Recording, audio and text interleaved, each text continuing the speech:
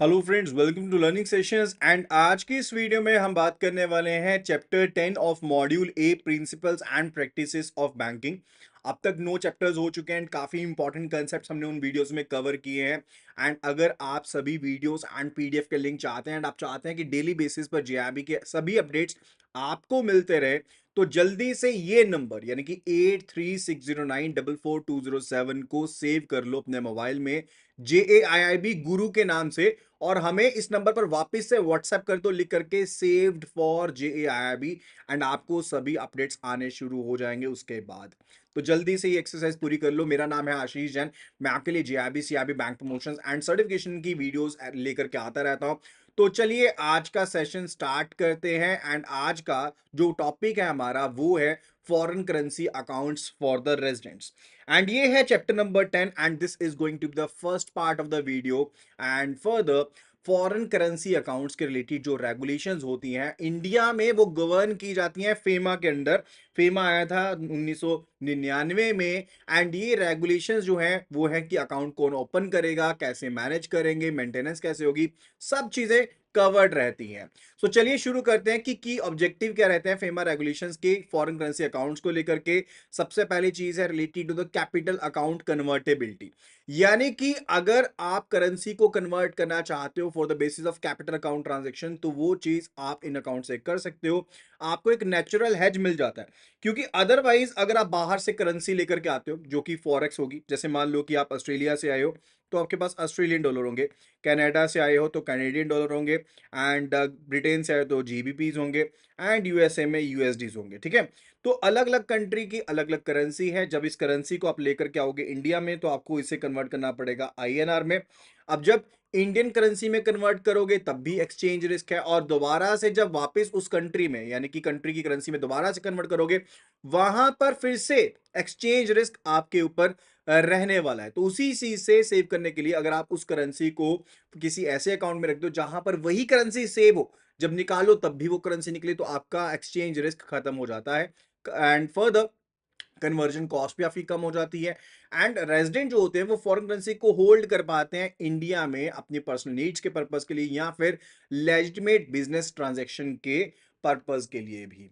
अब बात करते हैं कि बेनिफिट क्या होते हैं फॉरेन करेंसी को होल्ड करने के। एक्सपोर्टर इंपोर्टर को डेफिनेटली बेनिफिट है कि वो पेमेंट जो होंगे फॉरेन करेंसी में कर पाएंगे, तो एक्सचेंज रिस्क डेफिनेटली कम होगा एंड उनका खर्चा भी बचेगा।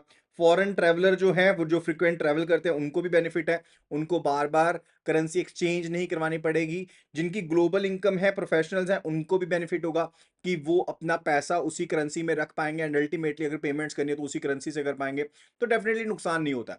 एंड इंडिविजुअल्स जो है अगर वो फॉरेन कंट्री में इन्वेस्टमेंट करना चाहते हैं तो डेफिनेटली उनको भी फायदा है, क्योंकि बहुत से क्षेत्र ऐसे हैं, बहुत से एरियाज ऐसे हैं, अगर आपको इन्वेस्टमेंट करनी होती है तो आपको फॉरेन करेंसी अकाउंट से ही पेमेंट करनी होती है। एंड इवन जो इंडियन फर्म्स एंगेज हैं इंटरनेशनल ट्रेड में उनको भी इस चीज का बेनिफिट मिलता है। तो ये वो पर्सन हैं जिनको फॉरेन करेंसी अकाउंट्स को मेंटेन करने में बेनिफिट मिलने वाला है। अब कौन कौन से अकाउंट की टाइप्स होती है उनके बारे में पढ़ने वाले हैं। सबसे पहला जो अकाउंट हम कवर करने वाले हैं that is actually related to the EEFC account. तो ईईएफसी अकाउंट जो होते हैं काफी इंपॉर्टेंट अकाउंट है। नाम इसका है exchange earner foreign currency account.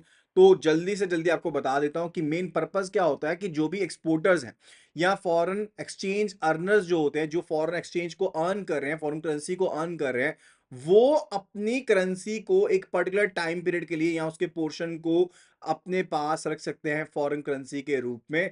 तो इसको कौन कौन ओपन कर सकता है? कोई भी exporter, service provider, professional, individuals जो हैं जिनको फॉरेक्स पेमेंट मिल रही है वो ईईएफसी अकाउंट को ओपन कर सकते हैं। Let me right it here कि ईईएफसी अकाउंट जो है काफी इंपॉर्टेंट है, इससे रिलेटेड चीजें आती हैं, पूछा जाता है। ठीक है, ये अकाउंट जो होते हैं ईईएफसी अकाउंट होते हैं, ये करेंट अकाउंट के फॉर्मेट में होते हैं। इनके ऊपर कोई भी इंटरेस्ट आपको अर्न नहीं होता है।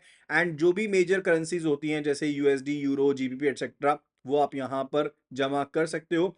एक्सपोर्टर्स पर्टिकुलरली जिनके लिए रिक्वायरमेंट है कि पोर्शन ऑफ अर्निंग को आरबीआई गाइडलाइंस के हिसाब से अगर वो आईएनआर में कन्वर्ट करना चाहते हैं तो वो कर भी सकते हैं। ऐसा नहीं कि पूरा पोर्शन इसमें रखना है, कुछ एक पोर्शन को वो कन्वर्ट कर भी सकते हैं।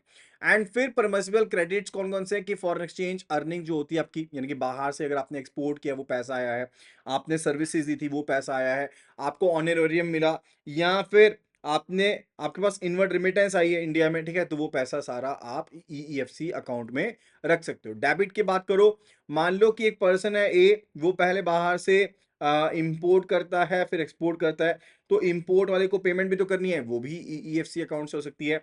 बाहर से जो पेमेंट रिसीव होगी उसको भी ईईएफसी अकाउंट में रख पाएगा। So that is the case.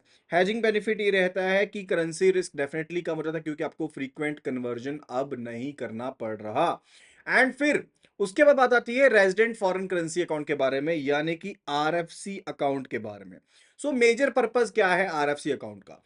तो वो एनआरआई या फिर वो ओवरसीज सिटीजन ऑफ इंडिया जो बाहर रह रहे थे लेकिन अब वापस आ गए, यानी कि रिटर्निंग है, ठीक है?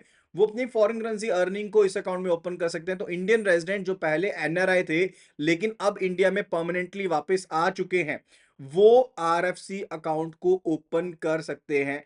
एंड अगर क्रेडिट की बात करें, कहां कहां से पैसा जमा होगा? आपने फॉरेन एसेट को बेचा था, वो पैसा आ गया, आपकी ओवरसीज सैलरी थी, वो पैसा आ गया, या बाहर से पैसा इनवर्ड रिमिट कर लिया, ठीक है, वो पैसा आ गया, इन्वेस्टमेंट थी वो पैसा आ गया।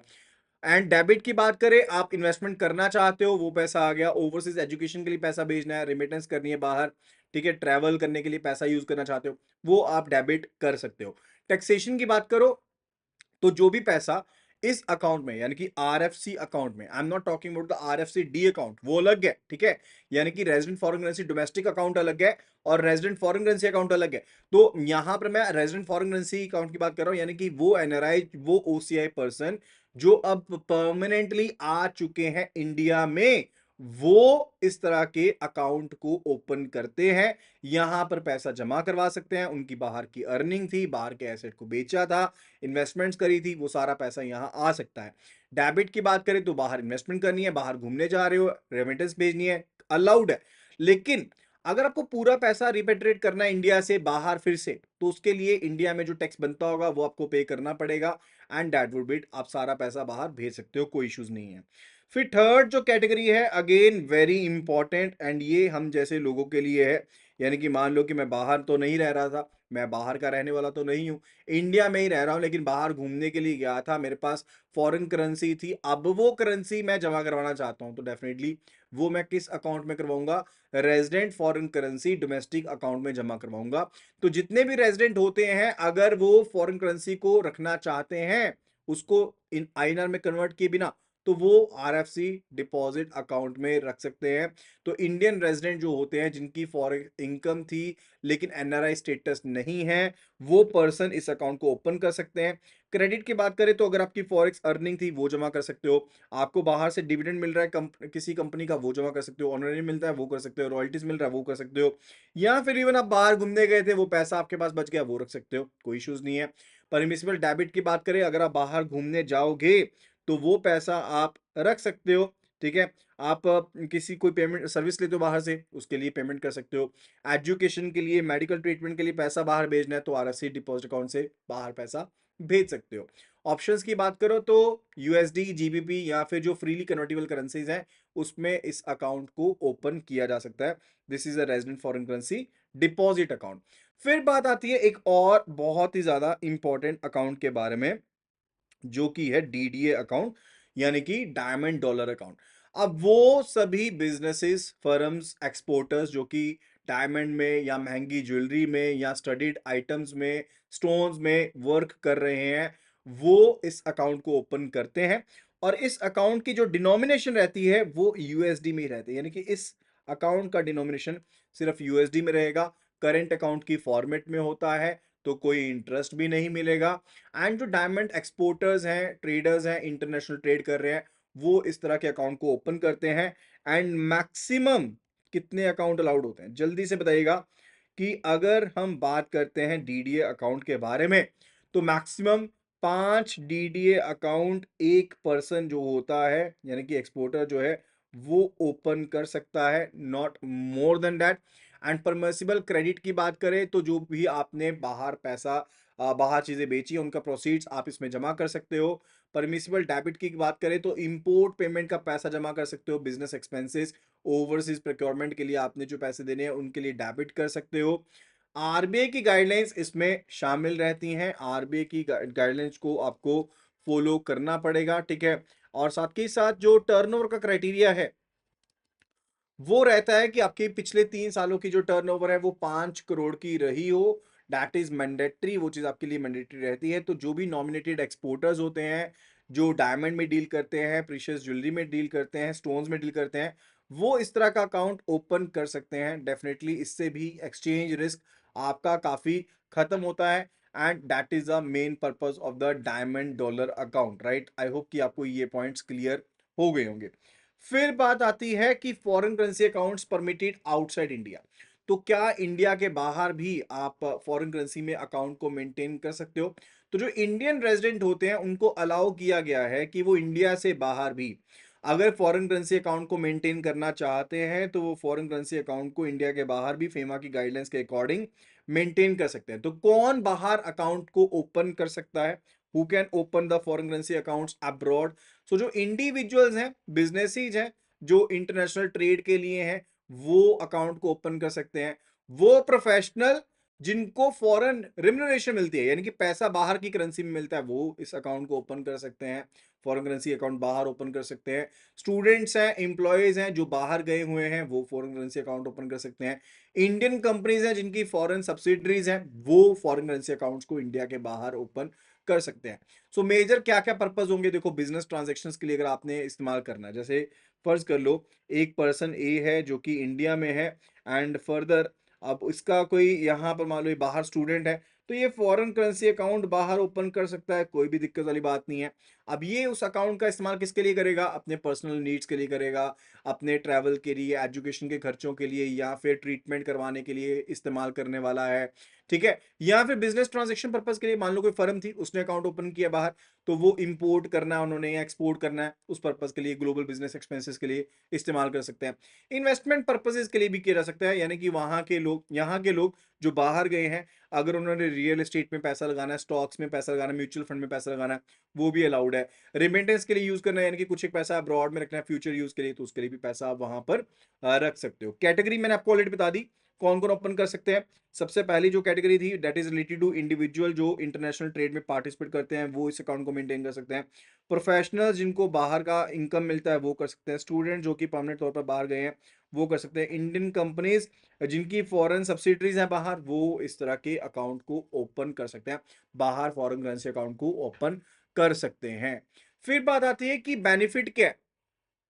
फॉरेन करेंसी अकाउंट का बेनिफिट क्या है? पहली चीज तो कन्वर्जन नहीं करना पड़ेगा, तो एक्सचेंज रिस्क जो होता है वो रिड्यूस हो जाता है, ठीक है? काइंडली इस चीज का ध्यान रखिएगा कि जब भी हम फॉरेन करेंसी में मेंटेन करते हैं अकाउंट को, तो एक्सचेंज रिस्क जो होगा वो डेफिनेटली आपका रिड्यूस हो जाएगा। आपको फ्रीक्वेंट जो है कन्वर्जन नहीं करने पड़ेंगे, आपका ईज ऑफ डूइंग बिजनेस जो होता है वो इंक्रीज होता है। एंड फर्दर अगर आप कंप्लायंस करते हो तो वो भी रेगुलेटेड रहता है, यानी कि अगर आप कैपिटल अकाउंट कन्वर्टिबिलिटी नॉर्म्स के हिसाब से देखो तो वो भी डेफिनेटली आपकी मेंटेन रहती हैं। आप ग्लोबल ट्रेड को एक सपोर्ट प्रोवाइड करते हो, प्रोफेशनल अर्निंग होती हैं एंड डेफिनेटली काफी आसान हो जाएंगी चीजें अगर आप फॉरेन करेंसी में मेंटेन करते हो। जनरल गाइडलाइंस क्या है फॉरेन करेंसी अकाउंट के लिए, उनको पढ़ लेते हैं कि टाइप्स ऑफ अकाउंट कौन से अलाउड है। तो इंडिविजुअल को जो फॉरेन करेंसी अकाउंट्स अलाउड होते हैं वो करेंट अकाउंट की फॉर्म में, सेविंग अकाउंट की फॉर्म में, टर्म डिपॉजिट अकाउंट की फॉर्म में ओपन कर सकते हैं। लेकिन जो बिजनेसेस होते हैं फॉरेन करेंसी अकाउंट की अगर बात करें तो वो सिर्फ और सिर्फ टर्म डिपॉजिट अकाउंट को या फिर करंट अकाउंट को ओपन कर सकते हैं। सेविंग फंड अकाउंट को ओपन वो नहीं कर सकते हैं। ज्वाइंट अकाउंट की बात करें तो ऑलरेडी हमने इनकी गाइडलाइंस के बारे में पढ़ा था कि अगर कोई एनआरआई इंडियन रेजिडेंट के साथ करना चाहता है ज्वाइंट अकाउंट तो वो फॉर्मर सर्वाइवर बेसिस पर होगा। एंड अगर पढ़ लो एनआरआई एनआरआई करना चाहते हैं तो ज्वाइंट बेसिस पर होगा। ठीक है, वो चीजें ऑलरेडी हम पढ़ चुके हैं लास्ट चैप्टर्स में। फिर बात आती है रिलेटेड टू कि in case of death of the account holder, यानी कि अगर अकाउंट होल्डर की डेथ हो जाती है एंड उन्होंने कोई फॉरेन करेंसी अकाउंट ओपन किया हुआ था यहाँ पर, तो कैसे कामकाज होगा? तो यहाँ पर एक टेबल है जो काफी ज्यादा यूजफुल रहने वाला है इस पर्टिकुलर रिगार्ड में। तो अगर नॉमिनी जो है वो नॉन रेजिडेंट है एंड फॉर द इंडिया के बाहर है, यानी कि इंडिया के बाहर रहता है और नॉन रेजिडेंट केस है, तो मैं इस टेबल को लिख देता हूं कि बहुत ही ज़्यादा इम्पोर्टेंट टेबल है, मार्क कर दिया है मैंने।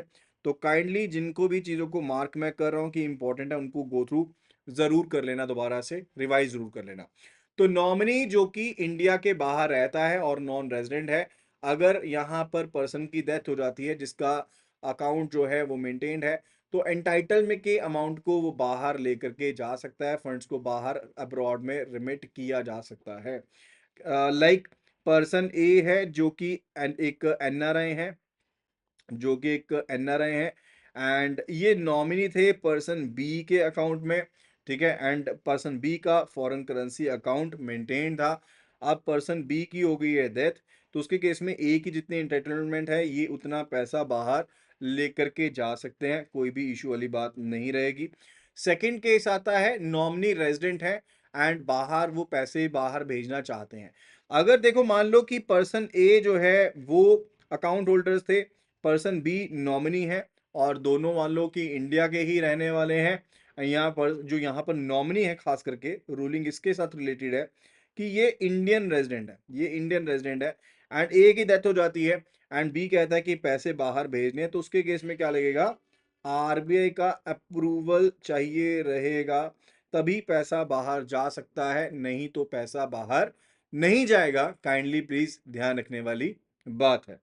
फिर बात आती है related to the third case, जो कि अगेन काफी इंपॉर्टेंट है, यानी कि अकाउंट जो है वो इंडिया के बाहर है फेमा की गाइडलाइंस के अकॉर्डिंग, यानी कि पर्सन ए जो कि इंडिया के रेजिडेंट है, ठीक है, ये कहाँ के रेजिडेंट है, ये रेजिडेंट है यहाँ के इंडिया के ही, और इन्होंने अकाउंट ओपन किया है, लेट से यूएसए में अकाउंट ओपन किया है और फॉरेन करेंसी अकाउंट मेंटेन्ड है, एंड ए पर्सन की डेथ हो जाती है, ठीक है, ए पर्सन की डेथ हो जाती है, तो उसके केस में क्या रहेगा कि जो रेजिडेंट नॉमिनी है, अगर पर्सन रेजिडेंट नॉमिनी है, ठीक है, उसके केस में उनके ऊपर रहेगा, पर्सन बी जैसे मान लो नॉमिनी है इस फॉरेन करेंसी अकाउंट में जो कि इंडिया के बाहर है, तो इनके लिए रहेगा कि पर्सन ए की डेथ के बाद जो पैसा बाहर पड़ा था वो इंडिया में लेकर के आओ immediately, there must be related के अकाउंट को बंद करो और जो पैसा इस पर्सन का बाहर पड़ा था उसको इंडिया में लेकर के आओ, यानी कि मौत के बाद पैसा सरकार बाहर पड़ा नहीं रहने देगी, ये इसका यहाँ पर मेन पॉइंट बनता है, ठीक है। तो तीन केस थे, अगर नॉन रेजिडेंट है तो बाहर पैसा ले जाओ, कोई इश्यूज नहीं है, यानी कि नॉमिनी बाहर का है, ले जाओ पैसा बाहर जितना आपका बनता है, टिकट इंटाइटलमेंट है। अगर नॉमिनी रेजिडेंट है तो उसके केस में आरबीआई का अप्रूवल चाहिए अगर अपने पैसा बाहर भेजना है तो, और अगर नॉमिनी रेजिडेंट है, फॉरेन करेंसी अकाउंट बाहर था, तो बाहर से पैसा इंडिया लेकर के आओ, ठीक है। Now, exchange earner foreign currency account के बारे में डिटेल में पढ़ते हैं। पहले तो मैंने आपको एक मोटा मोटा आइडिया दे दिया था, अब आपको एक डिटेल में इनके बारे में ओवरव्यू देने वाला हूं, तो सारी चीजें काफी इजीली क्लियर हो जाएंगी। मार्क मैंने पहले भी किया था कि इंपॉर्टेंट टॉपिक है, फिर से बता दे रहा हूं, इंपॉर्टेंट टॉपिक है। ईईएफसी का फुल फॉर्म होता है exchange earners foreign currency account, यानी कि जो एक्सचेंज अर्न कर रहे हैं फॉरेन करेंसी में उनको ये अकाउंट ओपन करना अलाउड है, चाहे वो इंडिविजुअल है, रेजिडेंट इंडिविजुअल है, चाहे वो बिजनेसेस हैं, वो ईईएफसी अकाउंट को ओपन कर सकते हैं। तो exporters and IT professionals, consultants, वो इस अकाउंट को ओपन कर सकते हैं। डेफिनेटली फ्लक्चुएशंस का इम्पैक्ट नहीं पड़ेगा क्योंकि आप फॉरेन करेंसी में अपना मेंटेन कर रहे हो, एंड पर्टिकुलरली आपको अननेसेसरीली कन्वर्जन नहीं करना पड़ेगा, राइट, मल्टीपल ट्रांजेक्शन नहीं करनी पड़ेगी। अब ट्रांजेक्शन्स की बात करते हैं, काफी इंपॉर्टेंट पॉइंट है इसमें, क्रेडिट कौन से अलाउड है एंड डेबिट्स कौन से अलाउड है उसको देख लेते हैं, यानी कि पैसा जमा कौन कौन सा होगा, सबसे पहले उसको देखते हैं। तो जो भी आपकी एक्सचेंज अर्निंग है, जो आप अर्न कर रहे हो, वो इसमें जमा कर सकते हो, ये तो डेफिनेटली सबसे बड़ी चीज है क्योंकि अकाउंट का नाम ही वो है। एंड अगर आपको कोई एडवांस पेमेंट मिलती है वो भी आप इसमें जमा कर सकते हो, कोई आपको प्रोफेशनल फीस मिलती है आपकी सर्विसेज एक्सेट्रा के लिए, वो भी जमा कर सकते हो। इसके अलावा इवन अगर आपको इंटरेस्ट मिलता है, जो डिपॉजिट्स के ऊपर इंटरेस्ट मिला बाहर, ठीक है, मान लो आपका कोई बाहर डिपॉजिट था उसके ऊपर इंटरेस्ट मिला, नॉट इन दिस अकाउंट, क्योंकि ईईएफसी अकाउंट जो होता है वो करंट अकाउंट की फॉर्म में होता है, इसके ऊपर तो कोई इंटरेस्ट नहीं मिलेगा। तो बाहर जो आपको डिपॉजिट के ऊपर इंटरेस्ट मिला वो यहाँ पर आप क्रेडिट कर सकते हो, उसमें कोई इश्यूज वाली बात नहीं है। अगर विड्रॉल पेमेंट्स की बात करते हैं, तो अगर आपने इंपोर्ट किया कुछ उसकी पेमेंट करनी है तो डेफिनेटली वो पेमेंट अलाउड है, वो आप यहाँ से कर सकते हो। एंड फर्दर कोई कस्टम ड्यूटी आपने पे करनी है फॉरेक्स में तो उसकी पेमेंट भी आप इसमें कर सकते हो। अगर मान लो आप बाहर ट्रैवल कर रहे हो, होटल स्टे है, कुछ है, उसके लिए पैसे पे करने हैं, वो भी इस अकाउंट से कर सकते हो। अगर लोन एडवांस लिया था आपने, उसकी रीपेमेंट करनी है, तो वो भी आप यहाँ से ईईएफसी अकाउंट से कर सकते हो, नो इश्यूज इन दैट। तो ये आपके डेबिट्स एंड क्रेडिट्स अलाउड है। तो एक एग्जांपल सिनेरियो है यहाँ पर एक्सवाईजेड प्राइवेट लिमिटेड, जो कि एक आईटी कंपनी है हैदराबाद में, सॉफ्टवेयर सॉल्यूशन प्रोवाइड करती है यूरोपियन क्लाइंट्स को। तो उनको पेमेंट रिसीव होती है। अब पेमेंट रिसीव हुई है तो वो यूरोज में रिसीव हुई है, तो वो कौन से अकाउंट में जमा करवा सकते हैं? Exchange earner foreign currency account में जमा करवा सकते हैं। ठीक है, वो आईएनआर में कन्वर्ट करेंगे तो डेफिनेटली एक्सचेंज रिस्क पड़ जाएगा। अब कई बार क्या होता है कि उन्होंने फॉरेन कंसल्टेंट्स को टूल दिए एंड टूल उन्होंने बाहर किसी से लिए थे, तो पर्टिकुलरली वो पेमेंट को बिना कन्वर्ट किए ईईएफसी अकाउंट को डेबिट करते हुए बाहर पेमेंट भी कर सकते हैं। No issues in that, right? फिर बात आती है second category of the accounts के बारे में, that is related to the RFC account. ठीक है, आरएफसी यानी कि रेजिडेंट फॉरेन करेंसी अकाउंट। तो कोई रिटर्निंग एनआरआई जो कि परमानेंटली अब इंडिया में रहने वाला है, वो आरएफसी अकाउंट को ओपन कर सकता है। एनआरआई की जो भी पेमेंट थी, जो ऑनरोरियम था, जो उनको सैलरी मिल रही थी, जो उनके एसेट थे, उनकी रेमिटेंस थी, इन्वेस्टमेंट की थी उसकी रेमिटेंस थी, वो यहाँ पर बिना कन्वर्ट किए हुए वो अपने पास फॉरेन करेंसी में रख सकते हैं। क्योंकि हो सकता है कि उससे बाद में बाहर इन्वेस्टमेंट करनी पड़े, बाहर के कुछ एक्सपेंसेस पे करने पड़े, तो definitely that can be done. And even जो बैलेंसेस थे एनआरई अकाउंट के या फिर एफसीएन बैंक अकाउंट के, वो भी इवन आरएफसी अकाउंट्स में जमा हो सकते हैं। ठीक है, जब एनआरआई पर्सन रेजिडेंट बन जाता है तो कहने का मतलब है कि कोई पर्सन एनआरआई था पहले, लेकिन अब वो पर्सन जो है वो रेजिडेंट हो गया है, तो उसके केस में जो भी बैलेंसेस पड़े थे नॉन रेजिडेंट एक्सटर्नल रुपये अकाउंट में या फॉरेन करेंसी जो नॉन रेजिडेंट अकाउंट है, बैंक अकाउंट है, अब यहां पर इनका जो बैलेंस था वो जमा हो जाएगा किसमें? आरएफसी अकाउंट में जमा हो जाएगा। ठीक है, तो ये सिनेरियो यहां पर बनता है। परमिटेड डेबिट क्रेडिट देखते हैं, सबसे पहले क्रेडिट्स देख लेते हैं। तो अगर कोई बाहर से आपको सैलरी मिल रही थी, पेंशन मिल रहा है, सुपरएनुएशन बेनिफिट है या ऑनरोरियम मिल रहा है, ठीक है, या फिर आपने कोई प्रॉपर्टी एसेट इनहेरिट किए थे, आपको गिफ्ट मिले थे बाहर से, वो उनकी प्रोसीड्स हैं, वो यहाँ जमा कर सकते हो। आपने कोई फॉरेन इंश्योरेंस का क्लेम लिया, आपने कोई इन्वेस्टमेंट करी थी बाहर, वो रख सकते हो। एलआईसी पॉलिसी की सेटलमेंट है फॉरेन करेंसी में, वो यहाँ पर जमा कर सकते हो। एंड फॉर द रिलेटेड कि अगर आप बाहर कोई पैसा लेकर के जाना चाहते हो, लेट्स से इन आपके कोई बाहर के एक्सपेंसेस हैं, कोई ट्रैवल से रिलेटेड एक्सपेंसेस है, यहाँ पर कवर हो गया। मेडिकल रिलेटेड एक्सपेंसेस या फिर एजुकेशन रिलेटेड एक्सपेंसेस, आपने बाहर का इंटरनेशनल क्रेडिट कार्ड लिया था उसकी पेमेंट करनी है, वो सभी यहाँ से हो सकती हैं। इवन इंटरनेशनल जो आपकी इन्वेस्टमेंट्स हैं उनकी पेमेंट भी यहाँ से हो सकती हैं। एंड एक जो इंपॉर्टेंट पॉइंट है that's related to conversion to INR any time, ये काफी इंपॉर्टेंट पॉइंट है। देखो आप यहाँ पर कभी भी इंडियन रुपी में कन्वर्जन कर सकते हो, यानी कि जो भी पैसा आपके पास पड़ा था, लेट्स से एक पर्सन के 3.87 लाख यूएसडी पड़े थे। ठीक है, इतने यूएसडी पड़े थे उसके पास अकाउंट में, कौन से अकाउंट में? आरएफसी अकाउंट में। तो जब चाहे इनको कन्वर्ट करवा ले आईएनआर में, कोई भी दिक्कत वाली बात नहीं होने वाली है, right? That is the case. चलो अभी एग्जांपल सिनेरियो देखते हैं। राजेश है एक प्रोफेसर जिन्होंने वर्क किया कनाडा में फॉर द 15 ईयर्स, रिटायर्ड हो गए, इंडिया में आ गए, अब उनको कैनेडियन पेंशन मिल रही है कैनेडियन डॉलर में। तो राजेश आरएफसी अकाउंट ओपन करेंगे एंड उनकी पेंशन उस अकाउंट में क्रेडिट होगी, एंड वो जब चाहे तो जो कैनेडियन डॉलर्स हैं उनको रुपी में कन्वर्ट कर सकते हैं। एंड फर्दर वो इंश्योर कर सकते हैं कि उनको बेस्ट कन्वर्जन रेट मिले, या फिर वो इवन आरएफसी फंड्स को भी मेंटेन कर सकते हैं, ताकि जब भी वो बाहर कनाडा फिर से जाते हैं, बाहर पैसे भेजते हैं, तो डेफिनेटली वो बिना किसी एडिशनल परमिशन के पैसे बाहर भेज पाए। ये तो पहली चीज है, और साथ के साथ उनको कन्वर्जन का रिस्क भी नहीं रहेगा। राइट है, ये चीज क्लियर होगी चीज। चलो फिर बात आती है कंपैरिजन के बारे में। कंपैरिजन करना बहुत जरूरी है। देखो यहाँ पर टाइप्स ऑफ अकाउंट को देखो and further who can open. जो एक्सपोर्टर्स हैं, ईईएफसी अकाउंट कौन ओपन करेगा? जो एक्सपोर्टर हैं, प्रोफेशनल हैं, कंसल्टेंट्स हैं, वो ओपन करेंगे। ठीक है, और आरएफसी अकाउंट कौन ओपन करेगा? एनआरआई जो कि, या फिर ओसीआईज जो परमानेंटली अब इंडिया में आ गए हैं, तो यहाँ तो एनआरआई ओपन करेंगे या फिर ओसीआई ओपन करेंगे। हु आर नाउ रेजिडेंट, जो अब क्या बन चुके हैं? रेजिडेंट बन चुके हैं, परमानेंटली इंडिया में आ चुके हैं, वो इस अकाउंट को ओपन कर सकते हैं। क्रेडिट के बारे में बात करें तो अब जो भी एक्सचेंज अर्निंग थी ईईएफसी के केस में वो जमा कर सकते हैं। विड्रॉल की बात करें, इंपोर्ट की पेमेंट करनी है, ट्रैवल वगैरह की पेमेंट करनी है, इन्वेस्टमेंट की पेमेंट करनी है, वो यहाँ से हो सकती है। तो बेनिफिट क्या है कि कन्वर्जन नहीं करना पड़ेगा। ठीक है, एंड यही चीज सेम टू सेम क्रेडिट की बात करें आरएफसी के केस में, तो आपको पेंशन मिल रही थी, या फिर आपने कोई प्रॉपर्टी इनहेरिट करी थी बाहर, उसकी रेमिटेंस है, इन्वेस्टमेंट करी थी उसकी रेमिटेंस है, या आपका कोई एलआईसी का क्लेम है, वो यहाँ पर जमा हो सकता है। एंड आप बाहर पैसा पूरा का पूरा यूटिलाइज कर सकते हो, कोई इश्यूज नहीं है। एंड जब चाहे इंडियन रुपी में भी उसका कन्वर्जन कर सकते हो, वो भी कोई दिक्कत वाली बात नहीं है, राइट? सो ये बेनिफिट्स हैं यहाँ पर related to the RFC accounts and all, right. फिर आरएफसी डिपॉजिट अकाउंट के बारे में बात आती है कि आरएफसी डिपॉजिट अकाउंट के केस में कौन अकाउंट को ओपन कर सकता है। देखो, डिपॉजिट अकाउंट किसके लिए होता है? ये इंडियन रेजिडेंट्स के लिए होता है, यानी कि जो इंडिया के ही रेजिडेंट हैं, लेकिन बाहर से मान लो उनको है तो स्टेटस रेजिडेंट ऑफ इंडिया का, लेकिन इनकम बाहर से आ रही है, तो वो इस अकाउंट को ओपन कर सकते हैं। एंड फॉर द डेबिट तो कभी भी कर सकते हैं, एनी फॉरेन एक्सचेंज पेमेंट के लिए उसका इस्तेमाल भी कर सकते हैं, डेबिट भी कर सकते हैं। डायमंड डॉलर अकाउंट के केस में जो एक्सपोर्टर्स डील कर रहे हैं डायमंड में, सिर्फ वही ओपन करेंगे, right, that is the case. फिर बात आती है थर्ड अकाउंट टाइप के बारे में, जिसके बारे में अभी हमने पढ़ा।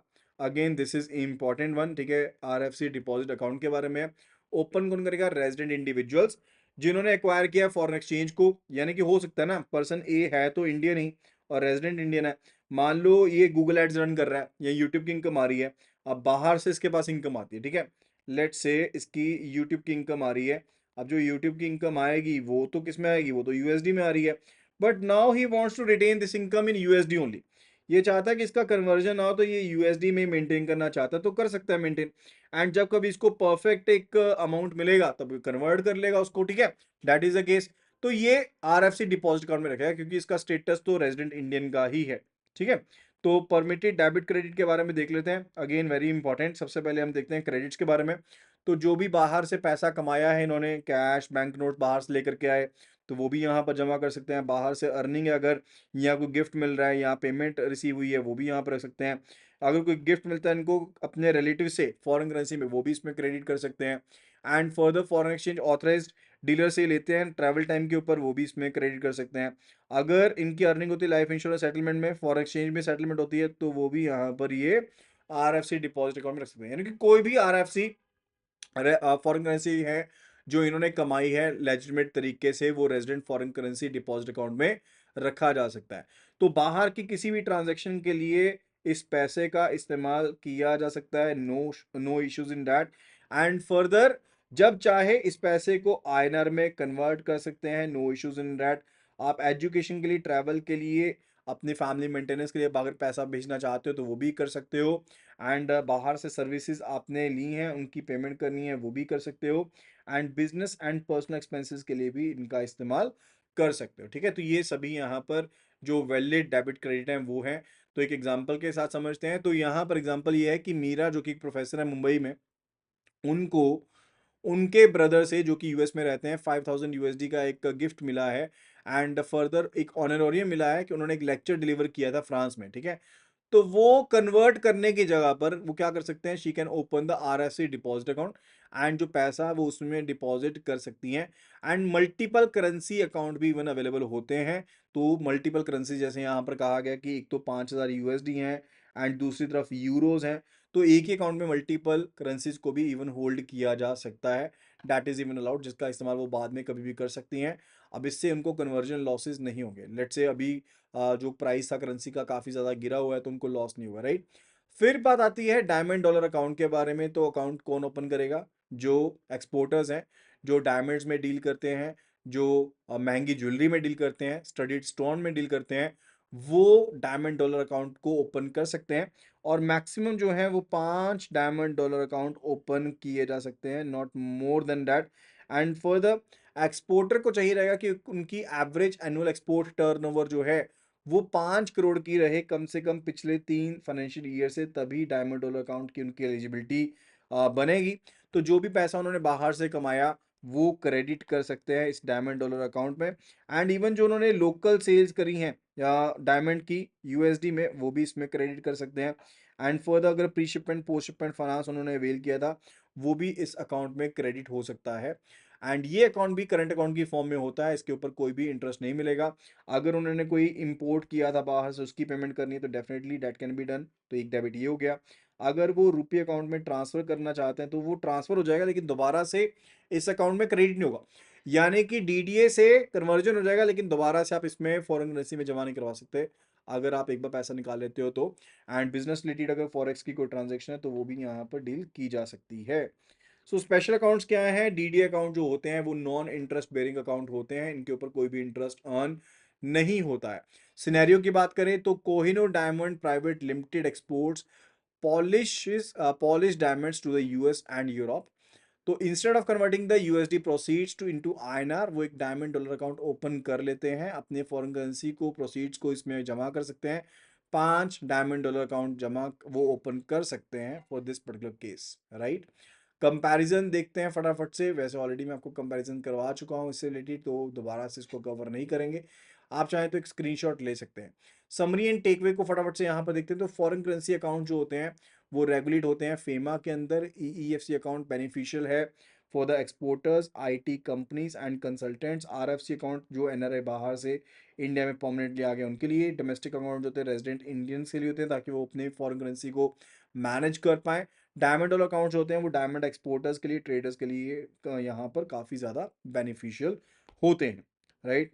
तो आज की वीडियो में सिर्फ इतना ही। मिलते हैं आपको पार्ट 2 ऑफ द चैप्टर 10, ठीक है। तो चैप्टर 10 से रिलेटेड जो पार्ट 2 वीडियो होगी उसमें आपको मिलेंगे। एंड फर्दर अगर आप चाहते हो कि आपको A to Z सभी अपडेट्स आ जाएं, तो जल्दी से ये नंबर मैं आपको बता रहा हूँ स्क्रीन के ऊपर, 8360944207, इसको सेव कर लेना है JAIIB गुरु के नाम से, ठीक है। JAIIB गुरु के नाम से सेव कर लो। एंड फिर से सेव करने के बाद इसी नंबर पर व्हाट्सएप कर दो सेव्ड फॉर JAIIB, एंड आपको उसके बाद जो भी लेटेस्ट अपडेट्स हैं वो आने स्टार्ट हो जाएंगे। So what are you waiting for? जल्दी से जल्दी हमारी अपडेट लिस्ट को ज्वाइन कर लो। एंड मिलते हैं अगली वीडियो में। Thank you so much and see you again in the next video tomorrow.